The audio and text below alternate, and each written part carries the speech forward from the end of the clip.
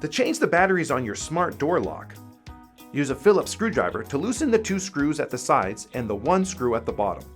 Then remove the cover from the door lock, leaving the main plate attached to the door.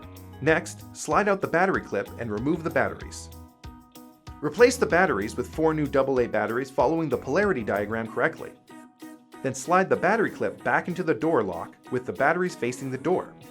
Finally, replace the cover and screw all 3 screws back into place.